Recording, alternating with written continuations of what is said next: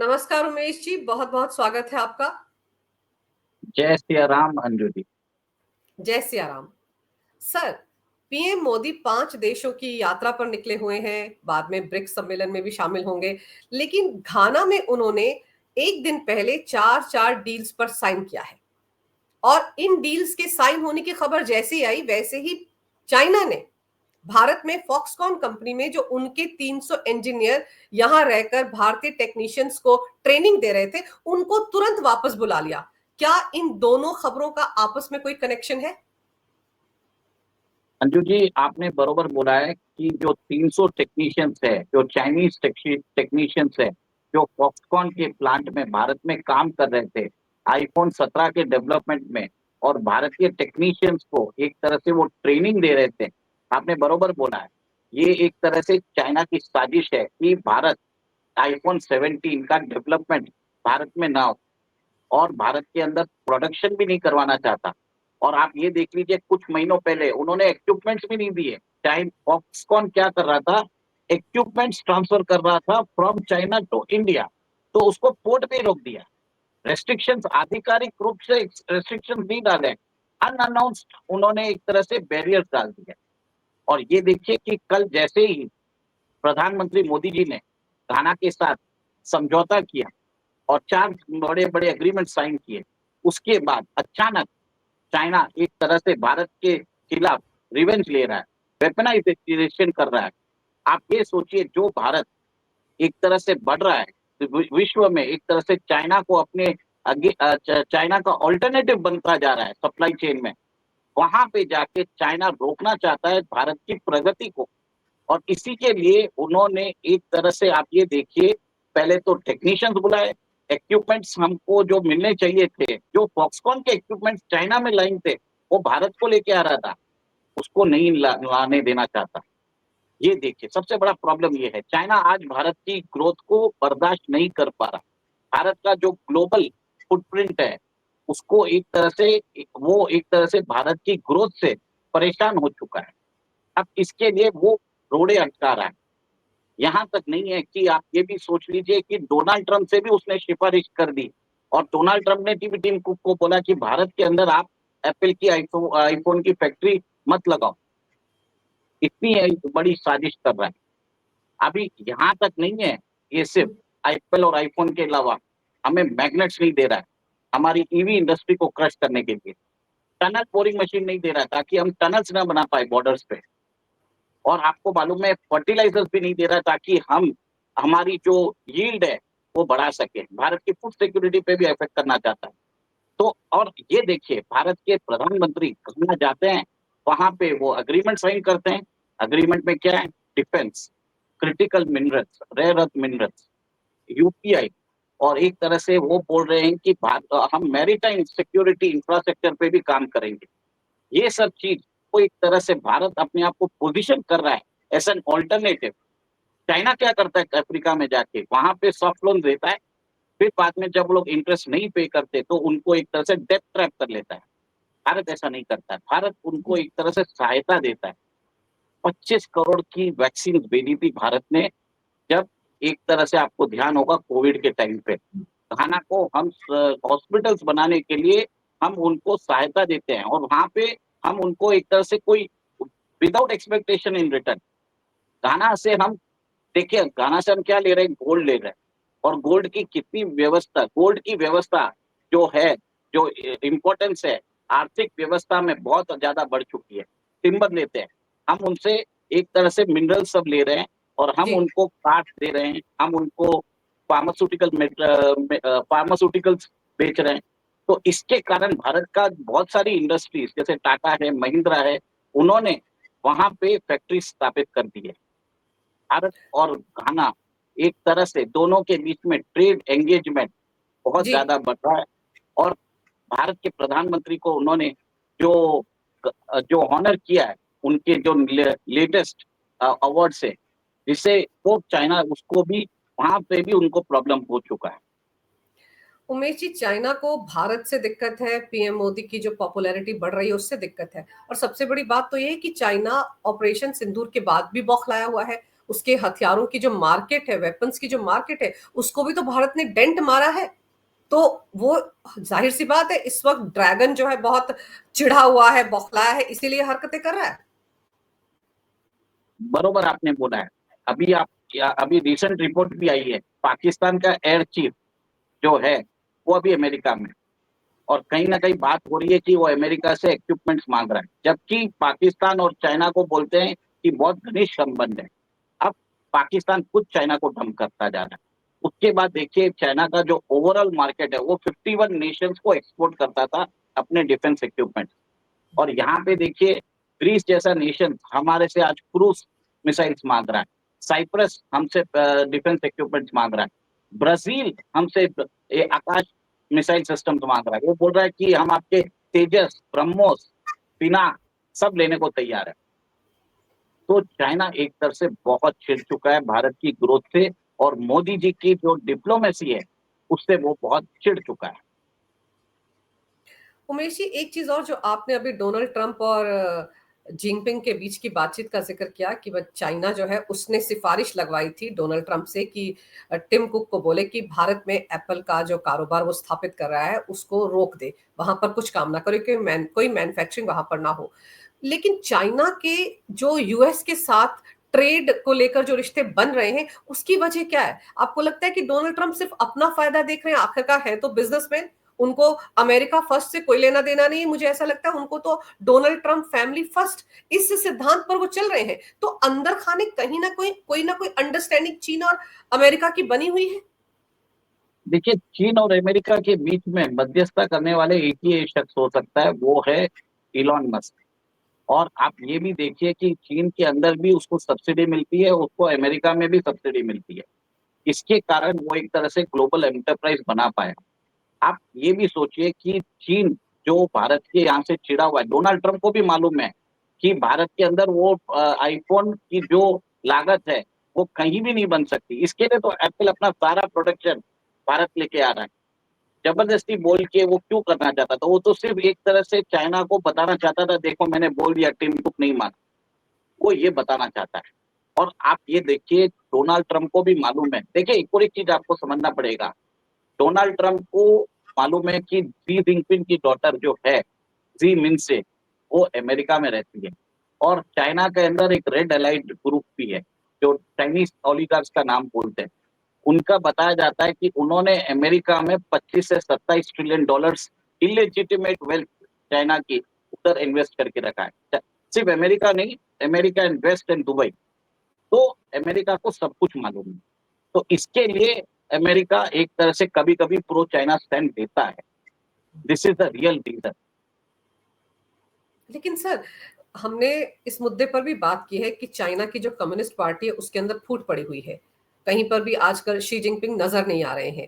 आपको लगता है इस फूट के पीछे भी हु जिनताओ ग्रुप अगर है, तो उसमें भी अमेरिका का कोई दबाव है? देखिए, हु जिनताओ ग्रुप है जो है वो चाइना के कैपिटलिस्ट है। वो जो मैंने रेड एलाइट से बात की थी, इनके इन्वेस्टमेंट्स जो हैं वो अमेरिका में भी है। और आपको ये भी बता देता हूँ, ये देन सियोपिंग की जो फिलॉसफी है उसको फॉलो करते हैं कि वो बेहतर ट्रेड रिलेशंस चाहते हैं अमेरिका से। और आप ये देखिए कि शी जिनपिंग ने एक तरह से सबके साथ आके दुश्मनी कर ली है। उन्होंने चाइना के प्लान सबको बता दिए कि 27 में मैं ताइवान को हमला करूंगा, 35 में भारत के साथ हमला करूंगा। जबकि चाइना के अंदर एक पॉलिसी है कि आप अपना जो आपका इंटेंशन है आप किसी को बताइए मत। अब entire world is planning against China. उनको मालूम है चाइना क्या कर रहा है। इसी के देखिए, भारत क्या करने चालू कर दिया। भारत ने टनल्स बनाने चालू कर दिए। भारत ने एक तरह से फिलीपाइंस को आर्म कर रहा है, वियतनाम को आर्म कर रहा है। तो चाइना उससे भी, वहां के जो जनरल्स है वो एक तरह से शी जिनपिंग से छिड़े हुए हैं कि ये आदमी माओ जेडोंग को की लेगेसी को धूमिल करने के चक्कर में चाइना को डुबा रहा है। आपने देखा है कि कोविड के वक्त एक आदमी को भी अगर वायरस लग जाता तो एंटायर कॉलोनी को बंद कर देता। इसके कारण चाइना के अंदर इकोनॉमिक प्रॉब्लम्स आ गए, और ये वायरस निकाल के उन्होंने एक तरह से चाइना का जो ग्लोबल इमेज था, सॉफ्ट पावर है, वो खत्म कर चुके हैं। अब सिर्फ चाइना डरा धमकाता रहता है। पहले चाइना के ऊपर लोगों को थोड़ा बहुत ट्रस्ट रहता था, उनको लगता था कि नहीं चाइना अच्छा देश है। पर जैसे लोगों ने देखा कि कोविड वॉरफेयर जब हुआ है, एटलीस्ट लोग आज चाइनीज पे भरोसा नहीं करते। सीसीपी, वो सबको लगता है ये सीसीपी का एजेंट हो सकता है।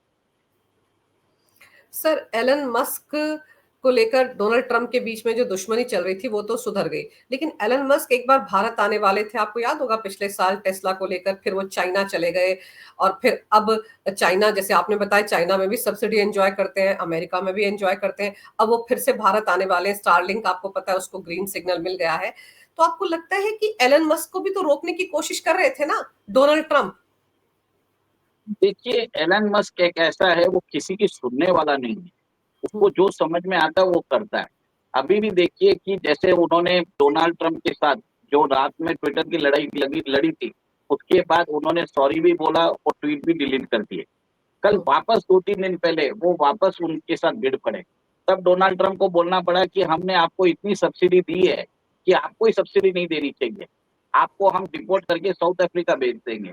अब मतलब डोनाल्ड ट्रंप ने बोल दिया है कि हम सब्सिडी दे रहे हैं, इसके लिए आप इतनी बातें कर रहे हो, आपको क्यों सब्सिडी देना, सिर्फ आपको ही क्यों देना, ये बात कर रहे हैं डोनाल्ड ट्रंप। अब ये सब्सिडी जो है, ये कॉर्पोरेट्स को अमेरिका देता है, क्योंकि टेस्ला जो कुछ भी बोलिए, एक तरह से रेवोल्यूशन ला के रखा है उसने अमेरिका के।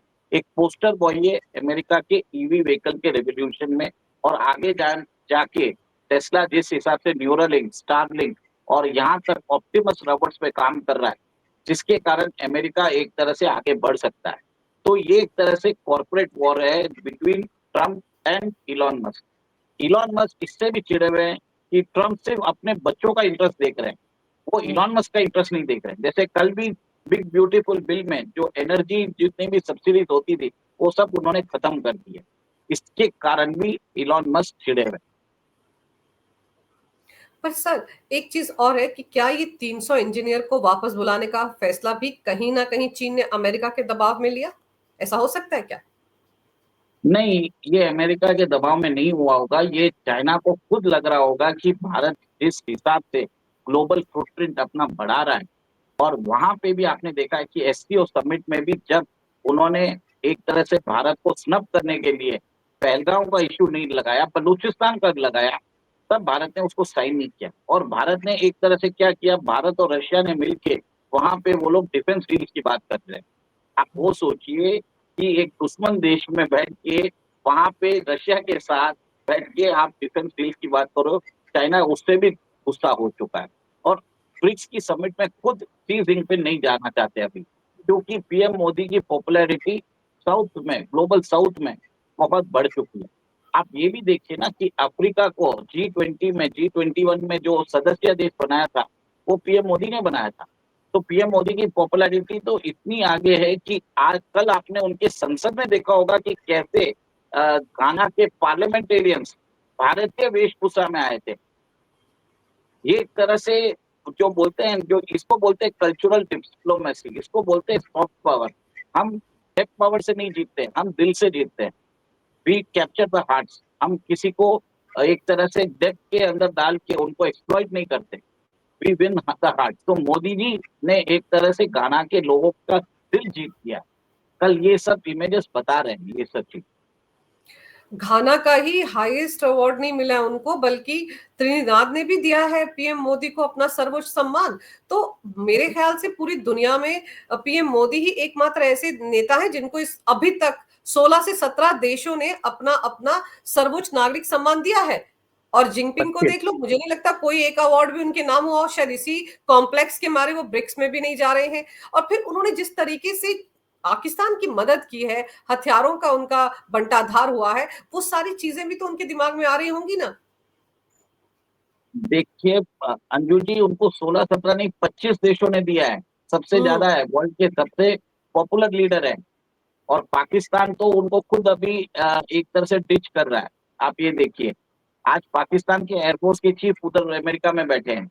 आसिम मुनीर उधर अमेरिका जाके आया, व्हाइट हाउस से डिक्टेशन लेके आया। चाइना अपना अब जो प्रभाव है वो एक तरह से गिरता हुआ नजर आ रहा है उसको। तो उसने एक तरह से सोचा है कि चलो मैं ब्रिक्स में अपने जो डेप्यूटी है भेज देता हूँ। तो मैं ब्रिक्स को भी एक तरह से धूमिल करने की कोशिश कर रहा है कि मेरे बगैर ब्रिक्स नहीं चल सकता। भारत ने क्या किया, भारत बोलता है कि मुझे ब्रिक्स की कोई आवश्यकता नहीं है, मैं अपने हिसाब से अपनी डिप्लोमेसी ऐसे ही कर लूंगा। मैं उधर जाके ब्राजील के साथ, मैं उधर जाके डिफेंस डील्स करूंगा, क्रिटिकल मिनरल्स की बात करूंगा, मैरीटाइम कॉपरेशन की बात करूंगा, सबमरीन के एक्सचेंज की बात करूंगा। मैं अर्जेंटीना जाऊंगा, अर्जेंटीना में जाके मैं वहां पे रेयर अर्थ मिनरल्स की बात करने वाले हैं। शायद आपको मालूम है क्रिप्टो करेंसी के ऊपर भी कुछ हो सकता है, उधर डिफेंस डील्स के ऊपर भी हो सकता है। फिर वो कहाँ जा रहे हैं, नमीबिया जा रहे हैं। नमीबिया वापस एक तरह से, एक और एक चीज नोट करिए, ये सारे जो देश है ना, ये वेस्टर्न अफ्रीकन कोस्ट में आते हैं, और वेस्टर्न अफ्रीकन कोस्ट में नमीबिया भी एक तरह से आप देखिए, वहां पे भी रेयर अर्थ मिनरल्स का खजाना है।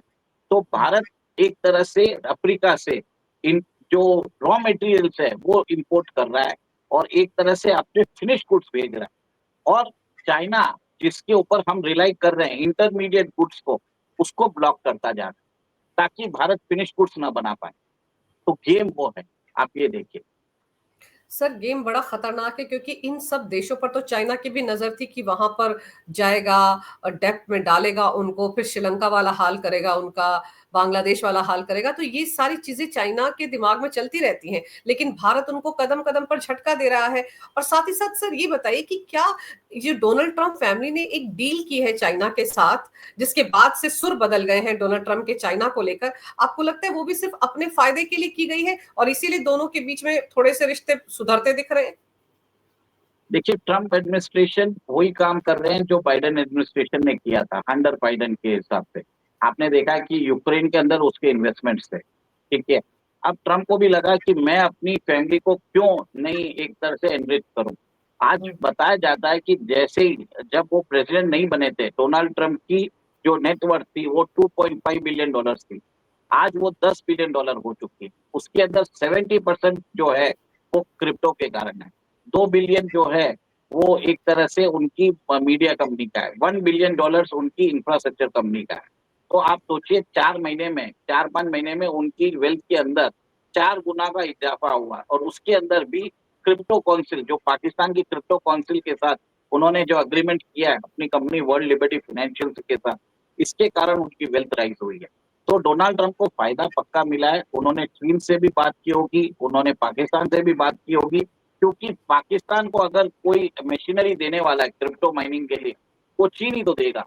जो इंफ्रास्ट्रक्चर सेटअप कौन करेगा? पाकिस्तान के पास तो टेररिस्ट बनाने के अलावा कोई, उसके पास कोई इंडस्ट्री नहीं है। तो वो सारा जो बिटकॉइन का इंडस्ट्री है, जो उसका सेटअप है, उसकी माइनिंग मशीन है, वो सब चाइना ही देने वाला है। तो एक तरह से this is a cozy alliance between Trump, Pakistan and China. China discreetly help कर रहा है पाकिस्तान की। सर ये जो 300 इंजीनियर को वापस बुलाने का कोई असर पड़ेगा यहाँ पर फॉक्सकॉन कंपनी पर? मेरे हिसाब से कुछ पढ़ने का वाला बात नहीं है। आप ये देखेंगे कि जो ताइवान के इंजीनियर्स है, जो फॉक्सकॉन के हैं, उनको शायद यहाँ पे भेजा जाएगा, और शायद यूएस से भी रिलोकेट किया जाएगा। देखिए, यूएस के इंजीनियर्स आते हैं तो थोड़े महंगे होते हैं, और चाइनीज इंजीनियर्स थोड़े सस्ते होते हैं कॉस्ट में। तो ये कुछ थोड़े से समय के लिए आने वाले हैं, तो थोड़ा कॉस्ट एस्केलेशन होगा। पर उनका जो आईफोन 17 है वो शेड्यूल पे निकलेगा, ये मेरा मानना है।